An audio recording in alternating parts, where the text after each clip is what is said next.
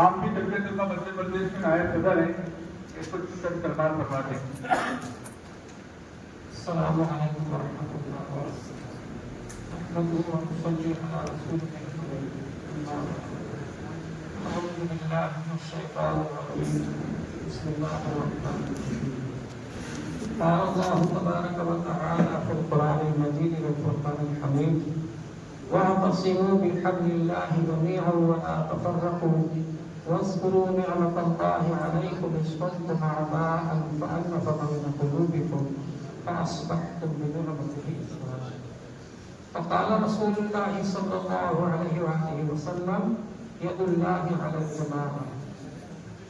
حضرت ناظم عروبی صاحب دعوت برکاتہ، جناب صدر صاحب مدھیہ پردیش جمعیت علماء اور جناب مفتی ذاکر صاحب ناظم تنظیم جمعیت علماء ہیں، جناب مولانا آدم صاحب، جناب مولانا افضل صاحب اور ہمارے تمام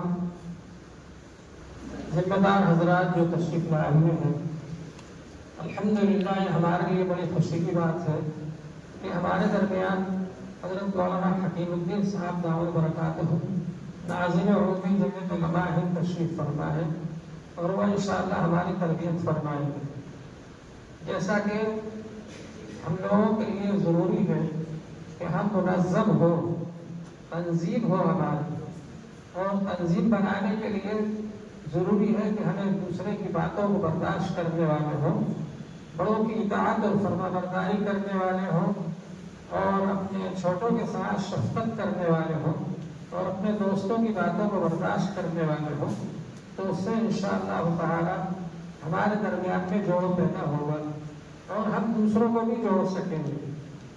دور حاضر کے اندر قوت برداشت کی کمی کی وجہ سے بہت سی تنظیمیں بنتی ہیں اور بگڑ جاتی ہیں، لیکن اگر ہمارے اندر قوت برداشت ہے اور ہم اپنے آپ کو چھوٹا بنا کر کے اور سب کو ساتھ لے کر چل سکتے ہیں تو ہماری تنظیم انشاءاللہ تعالی مضبوط ہوگی۔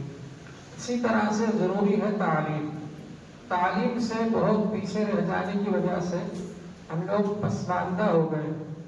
تعلیم اس طرح سے دینی تعلیم ضروری ہے، دنیاوی تعلیم بھی ضروری ہے۔ دینی تعلیم سے انسان کے اخلاق سدھرتے ہیں اور اس کے اندر اپنے اللہ سے تعلق جوڑتا ہے اور حضور پاک صلی اللہ علیہ وآلہ وسلم سے تعلق جوڑتا ہے، اور وہ سماج کے اندر